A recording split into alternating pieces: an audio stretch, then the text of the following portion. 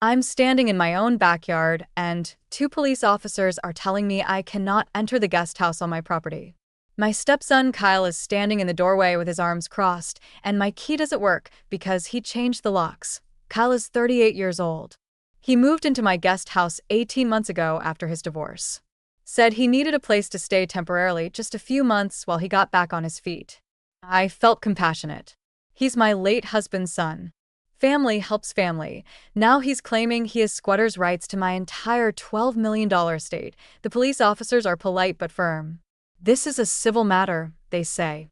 Kyle has been living here for 18 months. He's shown them receipts proving he's been paying me rent. He has tenant rights. I can't just force him out. I need to go through formal eviction proceedings. I'm trying to explain that I never signed a lease. Never agreed to rent. He was supposed to stay a few months, not a year and a half. Those rent receipts have forged signatures. But the officers are already walking back to their patrol car, saying I need to contact a lawyer. Kyle is smiling at me from the guest house doorway. Not a nice smile. A triumphant smile. That's when I realized the divorce was fake. His wife Jennifer didn't leave him. They planned this together. Researched the laws. Figured out exactly how long Kyle needed to stay to claim tenant rights or adverse possession. The crying phone call 18 months ago, the sob story about losing his apartment, his apparent gratitude for my help. All of it was calculated. My stepson used my compassion to try to steal my home. If you've ever helped someone who turned your kindness into a weapon against you, leave a comment. Subscribe if you believe that sometimes the biggest threats come from the people you're trying to help. Let me tell you how my stepson used squatters' rights laws to try to steal my $12 million estate, and how I discovered his whole divorce was a lie. I'm 66 years old. Been a widow for 3 years. My husband Robert was a commercial real estate developer who spent 40 years building a fortune. When he died, he left me everything. A $12 million estate that includes a 6,000 square foot main house, a 1,200 square foot guest house, and 5 acres of land in one of the most desirable areas in the county. Robert and I were married for 15 years. It was his second marriage, my first. He had one son from his previous marriage, Kyle, who's 38 now. Kyle was raised by his mother after their divorce and always had a distant relationship with his father. He barely visited, rarely called, showed up for holidays maybe half the time. When Robert died, his will was clear. Everything went to me. Kyle received $50,000 cash and nothing else. I could see Kyle was bitter about it at the funeral, but Robert had made his choice. I was his wife. I'd been his partner for 15 years. Kyle had been largely absent from his life for 3 years after Robert died. I barely heard from Kyle. Maybe a text on my birthday. A brief call at Christmas. We weren't close, but we weren't hostile. We just didn't have much of a relationship. Then 18 months ago, Kyle called me crying. He said Jennifer had left him.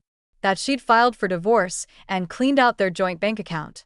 That he was losing their apartment and had nowhere to go.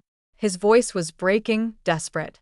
He said he knew we weren't close, but I was the only family he had left, and he needed help just for a few months while he got back on his feet. I felt terrible for him. Whatever our relationship issues, he was Robert's son. He was going through a divorce and facing homelessness.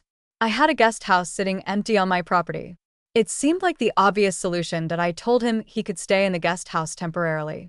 Emphasized the word temporary. Said a few months maximum while he found his own place. Kyle moved in with just 2 suitcases and a backpack. The guest house is a separate structure about 100 feet from the main house. It has its own entrance, a small kitchenette, a bathroom, and a bedroom. Completely separate living space. For the first few months, Kyle kept to himself. He seemed grateful, polite, almost invisible. I'd check on him once a week, bring him leftovers from dinner occasionally. He always thanked me, said he was apartment hunting, that the market was tough, but he'd find something soon. After 3 months, I asked him directly about his progress finding a place. He said the market was really competitive and he needed just a bit longer. I said okay, but reminded him this was temporary. Around 6 months, I started noticing Kyle doing yard work I hadn't asked him to do. He repaired a section of fence that was sagging, trimmed trees along the property line, painted the exterior of the guest house. I thought he was being helpful, trying to pay me back for letting him stay. I appreciated it. Told him he didn't need to, but thanked him for the effort. I didn't realize he was documenting everything. Taking photos. Creating a record of property maintenance that he'd later use against me. Around month 8, Kyle asked if he could pay me rent. Said he felt bad living there for free and wanted to contribute. I told him it wasn't necessary. This was temporary, family helping family during a hard time. But Kyle insisted. Started giving me cash monthly, $200 or $300. I accepted it reluctantly. Thought it was about his pride. Didn't give him receipts. Didn't think I needed to. It was just casual cash between family members that I didn't know he was creating his own receipts with my forged signature. The months kept passing. Every time I brought up him moving out, Kyle had a reason he needed a bit more time. His job wasn't stable enough yet. He hadn't saved first and last month's rent. The apartments he looked at fell through. I started getting frustrated, but I didn't want to be cruel. He was Robert's son.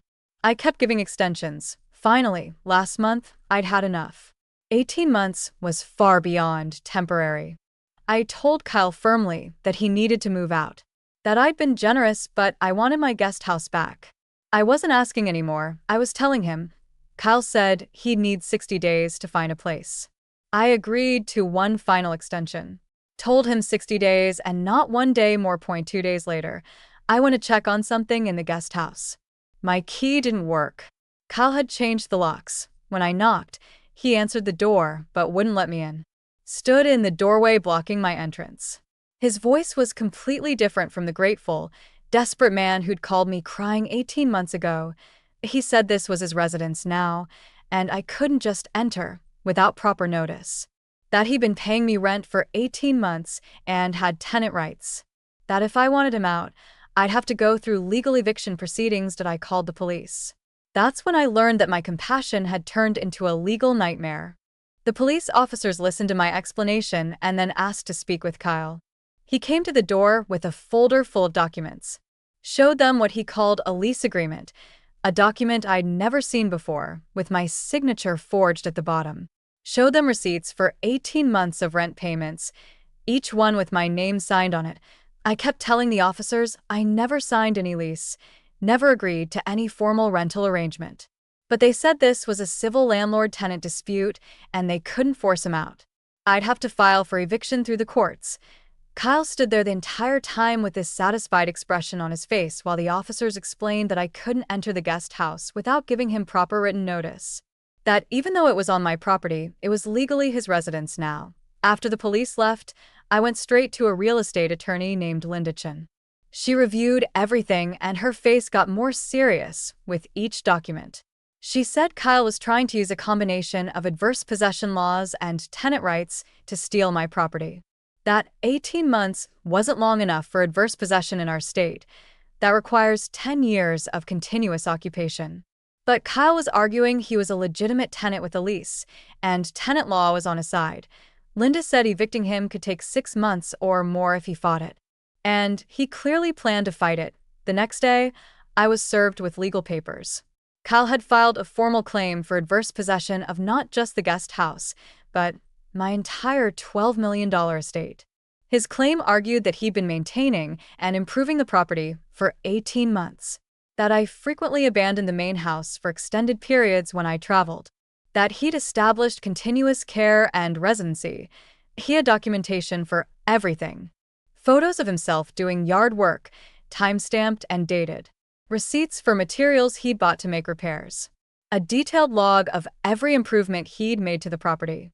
His lawyer was arguing that he'd been acting as de facto property manager and had established an ownership interest. I realized those months of helpful yard work hadn't been gratitude. They'd been evidence gathering. I hired a private investigator named Tom Rodriguez to look into Kyle's background. What Tom found made my blood run cold. There was no divorce. Kyle and Jennifer were still married. Tom found absolutely no divorce filing in county records, no separation agreement, nothing.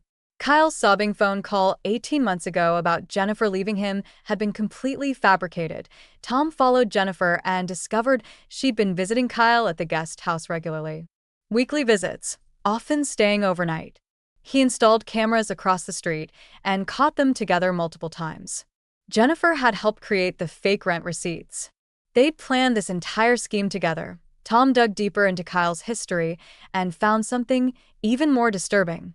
5 years ago, Kyle had tried the exact same scheme with Robert's brother, my late husband's brother. He'd moved into his uncle's vacation home claiming he needed a temporary place to stay. The uncle had kicked him out after 3 months before Kyle could establish any legal claim. This wasn't opportunistic. This was Kyle's method. He targeted family members with property and tried to use squatters' rights laws to steal it. Linda explained that Kyle had researched the laws carefully. In our state, adverse possession requires 10 years of continuous occupation, which Kyle couldn't claim. But tenant rights laws only require that you establish residency and pay rent. If Kyle could prove he was a legitimate tenant with a lease, he could drag out eviction proceedings for months or even years. And his ultimate goal wasn't just to stay in the guest house. He was arguing for ownership of the entire property. Meanwhile, I couldn't even enter the guest house to gather evidence or retrieve my belongings. I had storage items in there, boxes of Robert's papers, some family photos, a few pieces of jewelry I'd stored in the guest house safe. Kyle was refusing entry, citing tenant privacy rights. He said I needed to provide 24 hours written notice before entering, and even then, he could refuse if it wasn't an emergency. The legal fees were mounting fast. Linda's retainer was $15,000, and she warned me this could easily go higher depending on how long Kyle fought. His lawyer was aggressive, filing multiple motions, trying to establish that Kyle had an ownership interest in the property. If he succeeded, he could potentially force a sale of the property and split the proceeds. Or worse, if his adverse possession claim somehow succeeded, he could get full ownership and I could be evicted from the home I'd shared with Robert. The situation was creating tension in the neighborhood too. Kyle had started telling neighbors that I was trying to illegally evict him, painting himself as the victim of a wealthy stepmother who'd promised him housing and then changed her mind. Some neighbors believed him. I could see them whispering when I checked the mail, giving me looks that said they thought I was being cruel. Linda built our case methodically. She hired a handwriting expert who confirmed that the signatures on Kyle's rent receipts were forgeries. Kyle had disguised his own handwriting to look like mine. She subpoenaed Kyle's bank records and found no outgoing payments to me for rent. In fact, she found something worse. The cash Kyle had given me as rent had come from me in the first place. He'd borrow $300 from me for groceries or gas, then hand it back a few days later as rent and create a receipt. He'd manufactured a fake paper trail using my own money. Tom found emails between Kyle and Jennifer from 20 months ago, before Kyle even called me crying about his fake divorce. They'd researched adverse possession laws extensively. One email from Jennifer to Kyle said, "Adverse possession takes 10 years, but tenant laws only need 18 months of rent payments. Focus on establishing tenancy first." They'd planned this from the beginning. The divorce story, the desperate phone call, the grateful helpfulness, all of it had been calculated to manipulate me into letting him stay long enough to claim legal rights. Linda warned me that Kyle's lawyer had already signaled they might propose a settlement. Pay Kyle $100,000 to leave voluntarily and sign away all claims to the property. She said it might be cheaper than prolonged litigation, that I refused. I wouldn't pay my stepson $100,000 to stop stealing from me. This was my home. Robert had left it to me. Kyle had gotten $50,000 from his father's will, and instead of accepting it with grace, he'd spent the last 3 years plotting to take everything. A preliminary hearing was scheduled to determine whether Kyle's adverse possession claim had any legal standing or whether this was simple trespassing and tenant overstay. The judge would decide if the case moved forward or got dismissed, but I was terrified. I'd seen enough legal battles to know that justice wasn't guaranteed. That sometimes people with fake documents and convincing lies could manipulate the system. That I might lose my home to a stepson who'd cynically exploited my compassion. Tom's investigation deepened over the next few weeks. He obtained copies of the emails between Kyle and Jennifer from 20 months ago. One email was particularly damning. Jennifer had written, "You need to stay at least 18 months and document everything. Take photos of every repair you make. Save receipts. Make sure she accepts cash, so you can create the rent trail." Kyle had responded, "What if she kicks me out before 18 months? Jennifer's reply: be pathetic. Keep her feeling sorry for you. The longer you stay, the stronger the claim. They'd researched this like a business plan. Studied squatters' rights cases in our state. Identified exactly what evidence they'd need. The crying phone call, the fake divorce papers Kyle had shown me, the gradual extension of his stay, all of it had been orchestrated. Tom also obtained the fake divorce documents Kyle had shown me 18 months ago when he first asked to stay. They looked official: court letterhead, case numbers, filing stamps. But they were complete forgeries. Jennifer's friend, who did graphic design, had created them. Tom tracked down the friend through Jennifer's social media and got him to admit it in a recorded conversation. He hadn't known what the documents would be used for, he said. Just thought he was helping Jennifer with a prank. Linda built our case carefully. The forged signatures on rent receipts. The bank records showing no actual rent payments. The emails proving premeditation. The fake divorce documents. The testimony from Jennifer's friend. We had overwhelming evidence this was fraud, but Linda warned me that judges could be unpredictable in landlord-tenant cases. That Kyle's lawyer would argue I'd consented to the arrangement by accepting his cash and allowing him to stay 18 months. That even if the rent receipts were forged, I'd still accepted money from him and allowed him to maintain the property. The hearing was scheduled for 3 weeks away. Linda said we'd present our evidence and Kyle would present his. The judge would decide whether Kyle's adverse possession claim had merit or whether this was fraud and trespassing. Kyle's strategy became clear through pre-hearing documents his lawyer filed. They planned to paint me as a negligent property owner who'd made a verbal agreement with Kyle, accepted his rent and labor, then tried to back out when it became inconvenient. They'd emphasize all the improvements Kyle had made: the fence repairs, tree trimming, guest house painting. Argue that he'd added substantial value to the property and deserved compensation even if his ownership claim failed. Linda said I should prepare for Kyle to claim I'd verbally promised him he could stay long-term. That there were no witnesses to our conversations, so it would be my word against his. The stress was affecting my health. I wasn't sleeping well. I'd wake up at 3 in the morning thinking about losing my home, about Robert's legacy being stolen by his own son. The property represented everything Robert and I had built together. The idea of Kyle taking it because I'd been compassionate enough to help him made me physically ill. Some of Robert's extended family started weighing in. His sister called and said maybe I should just pay Kyle to leave. That fighting this in court was going to cost more than a settlement and drag Robert's name through the mud. Other relatives said Kyle deserved more than $50,000 from his father's estate anyway, that Robert had been wrong to leave everything to me. The family division hurt almost as much as Kyle's betrayal. Tom confronted Jennifer at her apartment with me present. I wanted to hear from her directly why she'd done this. Jennifer was defensive at first, said we couldn't prove anything. But when Tom played the emails and showed her evidence that she'd been visiting Kyle weekly at the guest house despite claiming to be divorced from him, she broke down. She admitted they'd planned it together.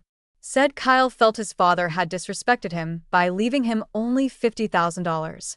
That $12 million for a second wife, while the biological son got scraps, was insulting. That they were desperate, and this was their only chance to get what Kyle deserved. I recorded the entire conversation on my phone.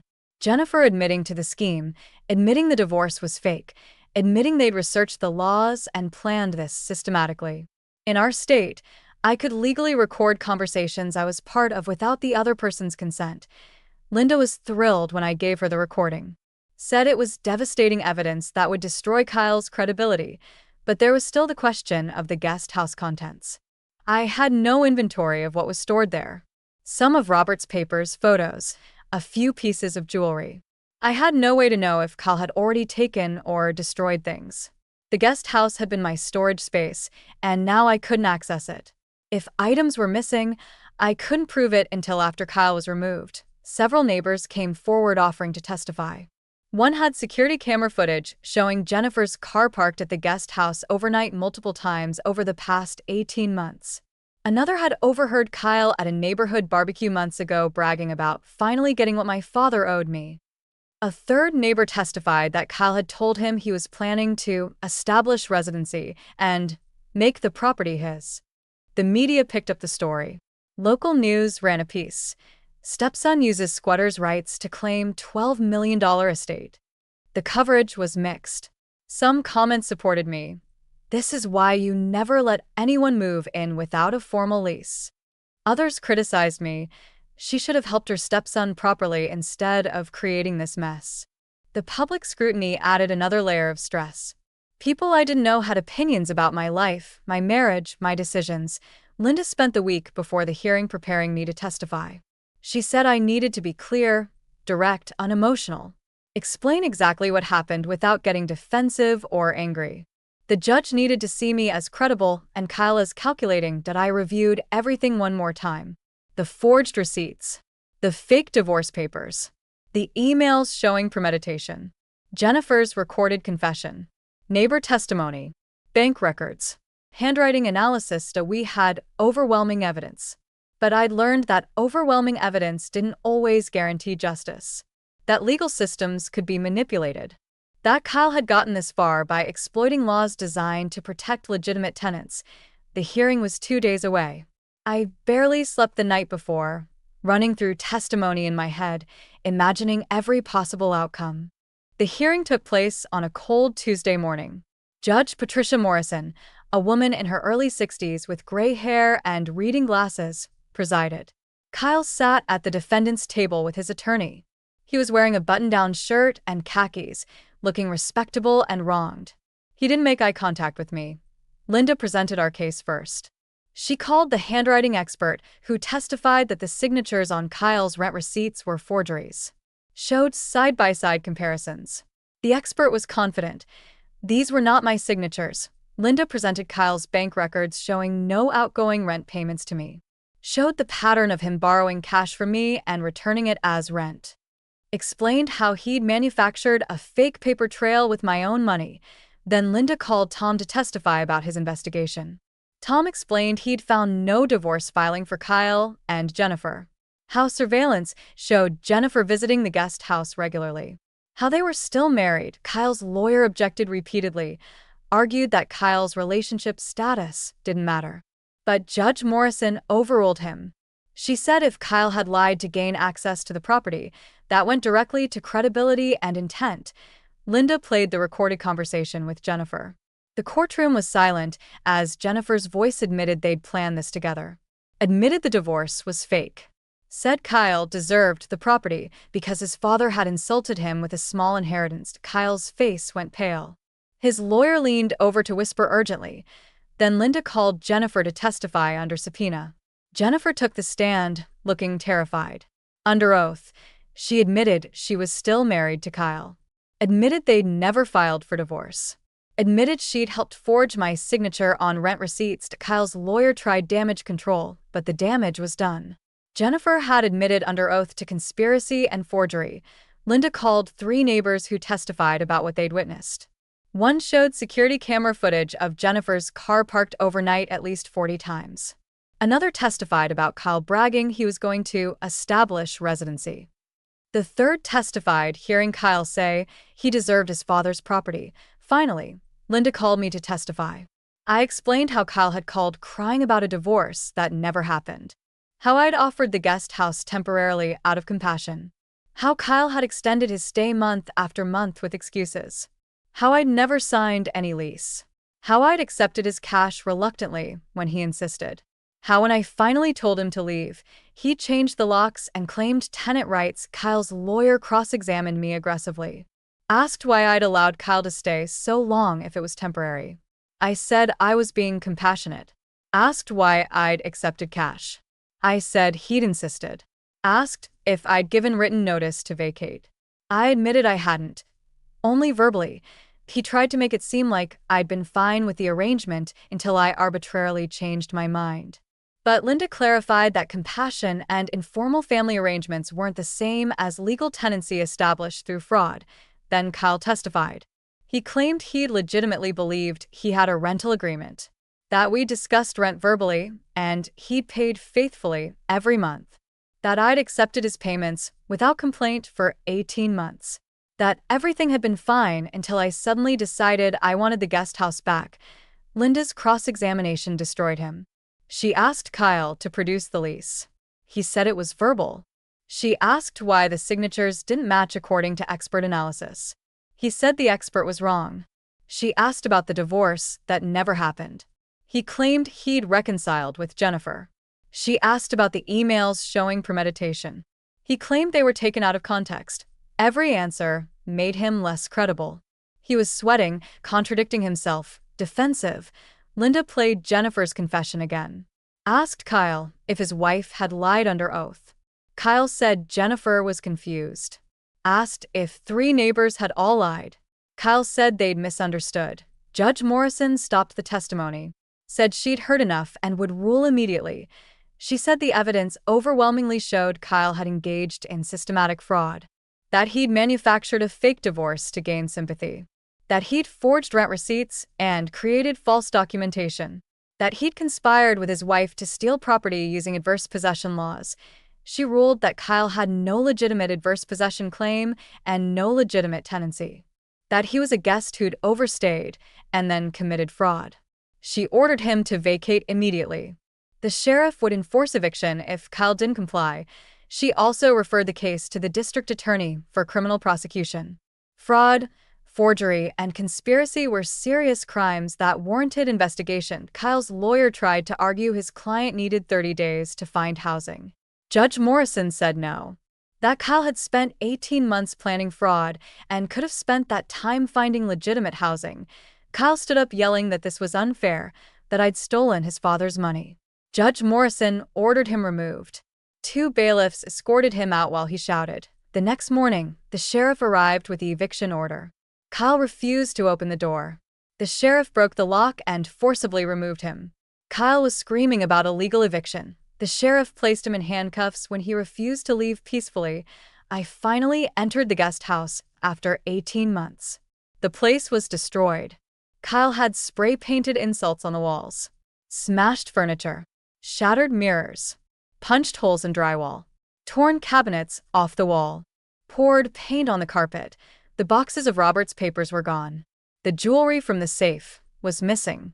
Family photos were torn up and scattered. Police documented everything. Estimated $50,000 in damages and stolen property. 2 days later, Jennifer was arrested based on her testimony admitting conspiracy. Both she and Kyle were charged with felony fraud, forgery, conspiracy, and theft. I filed a civil lawsuit against both for $200,000 covering damages, stolen items, legal fees, and punitive damages. 6 months later, Kyle pleaded guilty to fraud and forgery. He was sentenced to 18 months in jail and 3 years probation. Ordered to pay full restitution of $175,000. Given permanent restraining order. Couldn't contact me or come within 500 feet of my property. Jennifer cooperated and received lighter sentence. 6 months in jail, 2 years probation, same restitution order. Their marriage fell apart during legal proceedings. Jennifer filed for divorce, a real one this time. While Kyle was in jail, I had the guest house completely restored. Cost $30,000 to repair all the damage. New drywall, paint, flooring, fixtures, but I never offered it to anyone else.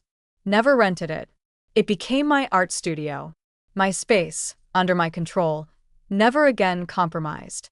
3 years after Kyle went to prison, I'm 69 years old and still living on my estate. The guest house is fully restored and serves as my art studio now. I paint there several afternoons a week, surrounded by windows overlooking the property Robert and I built together. I never offered it to anyone else, even temporarily. That lesson cost me too much to ever repeat. Kyle completed his jail sentence and is on probation. His restitution payments come in at $250 per month. At that rate, it'll take him decades to pay back the $175,000 he owes me. He lost his job, his reputation is destroyed, and he's living in a cheap apartment across town. No one in Robert's extended family speaks to him. Everyone knows what he did. The legal battle inspired local law changes. Our city council passed new requirements for adverse possession claims.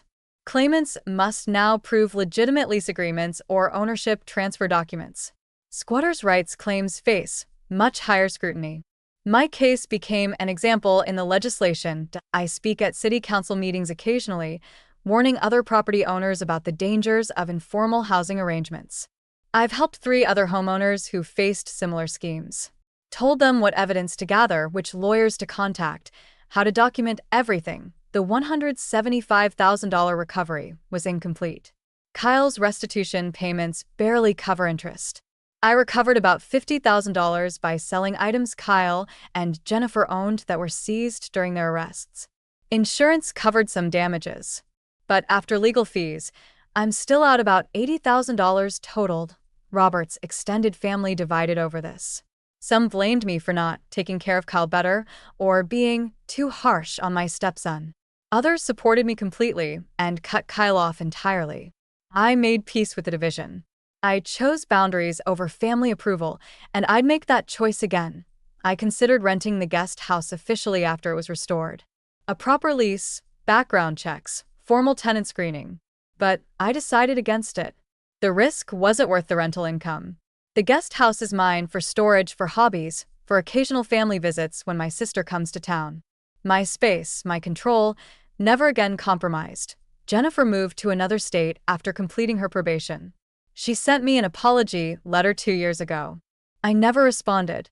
I have no interest in forgiveness or reconciliation. She helped Kyle try to steal my home. That's all I need to know about her character. The property value has increased to $14 million despite the legal battle. The real estate market in our area boomed. I refinanced last year and secured my financial future completely. Kyle's scheme failed and cost him everything: his freedom, his family relationships, his reputation, his future. I keep Robert's photo on my desk in the main house. Sometimes I look at it and think about what he'd say about his son's betrayal. He'd be devastated by Kyle's actions, but proud I fought back and won. I protected what we built together.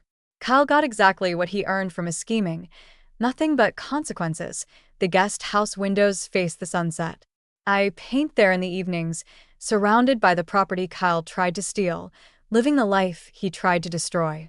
That's my victory. Not the court ruling or the restitution payments, but the simple fact that I'm still here, still in my home, still free.